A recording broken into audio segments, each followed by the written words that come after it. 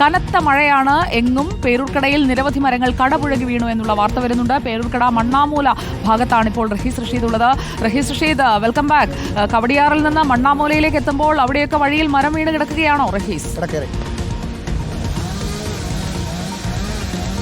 സുജയ, പേരൂർക്കടയിൽ നിന്ന് ഇങ്ങോട്ട് വരുന്ന സമയത്ത് മണ്ണാർമൂല എന്ന സ്ഥലത്താണ് റോഡിന് കുറുകെ മരം വീണത്.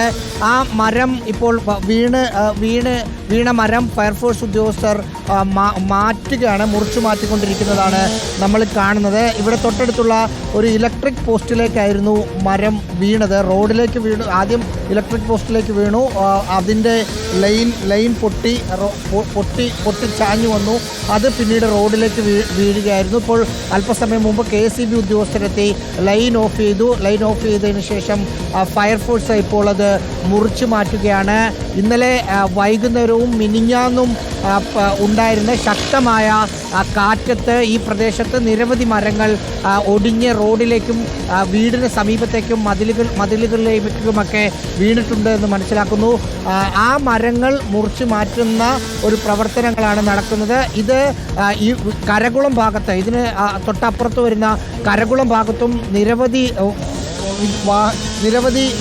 റോഡിൻ്റെ മുകളിലേക്ക് മരം വീണിട്ടുണ്ട് എന്നാണ് മനസ്സിലാക്കുന്നത്. ഇത് വളരെ ശുഷ്കരമായി അല്ലെങ്കിൽ വളരെ ദുഷ്കരമായി ഇത് മുറിച്ചു മാറ്റിയാണ്. കാരണം KCB ലൈൻ പൊട്ടാതെ, അത് പൊട്ടിക്കഴിഞ്ഞാൽ വീണ്ടും ഈ പ്രദേശത്ത് പൂർണ്ണമായും പൊട്ടിക്കഴിഞ്ഞാൽ വൈദ്യുതി വരാനും കുറച്ച് താമസമെടുക്കും. അതുകൊണ്ട് അത് പൊട്ടാത്ത തരത്തിൽ ഇത് താഴേക്ക് മാറ്റിക്കൊണ്ടിരിക്കുകയാണ്. ഇപ്പോൾ അതിൻ്റെ ഒരു വലിയ ശിഖരം അല്ലെങ്കിൽ റോഡിലേക്ക് വീണ ആ മരത്തിൻ്റെ പ്രധാനപ്പെട്ട ഭാഗം പകുതിയായി മുറിച്ചു.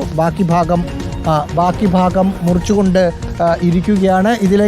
ഇതിൻ്റെ മറ്റ് ഈ റോഡിൻ്റെ അപ്പുറത്തെ വശത്തും മരങ്ങൾ വ്യാപകമായി വീണിട്ടുണ്ട് എന്നാണ് ഫയർഫോഴ്സ് ഉദ്യോഗസ്ഥരിൽ നിന്ന് മനസ്സിലാക്കുന്നത്. ഇനി പ്രധാനപ്പെട്ട ആ റോഡിലേക്ക് കിടക്കുന്ന മരം മുറിക്കുന്നതിനിടയിൽ അവിടെ മഴയും പെയ്യുന്നുണ്ടോ? കാരണം ആളുകൾക്ക് ഈ മരം മുറിക്കുന്നതിനൊക്കെ എപ്പോഴും തടസ്സമാകുന്നത് പെട്ടെന്ന് മഴ വന്നങ്ങോട്ട് വീഴുന്നതാണ്. ഈ മരങ്ങൾ കൂടുതൽ ഭാഗങ്ങളിൽ അപകട ഭീഷണിയായി നിൽക്കുന്ന ഒരു ഏരിയയാണ് ഈ മണ്ണാമൂല ഭാഗം എന്ന് പറയുന്നത്. അവിടെയൊക്കെ മുൻകരുതൽ എന്ന നിലയിൽ ശിഖരങ്ങൾ മുറിക്കാനും ആലോചിക്കുന്നുണ്ടോ ഫയർഫോഴ്സ്? ഫയർഫോഴ്സ് ഉദ്യോഗസ്ഥർ പറയുന്നത് നിരവധി സ്ഥലത്ത് മരങ്ങൾ ഇതിനകം വീണ് കിടപ്പുണ്ട്. ആ മരങ്ങൾ മുറിച്ച് റോഡ് ഗതാഗത യോഗ്യമാക്കുക, അല്ലെങ്കിൽ വീട് താമസിക്കാൻ പറ്റുന്ന രീതിയിലേക്ക് മാറ്റുക, അത്തരം പ്രവർത്തനങ്ങൾക്കാണ് ഇപ്പോൾ അവർ ഫോക്കസ് കൊടുക്കുന്നത്.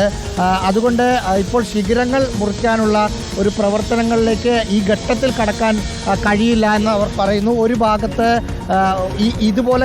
ഇതുപോലെ റോഡിന് കുറുകെയും മറ്റും കിടക്കുന്ന മരങ്ങൾ മാറ്റാൻ മാത്രമാണ് ഈ ഘട്ടത്തിൽ അവർക്ക് സമയമുണ്ടാവുക.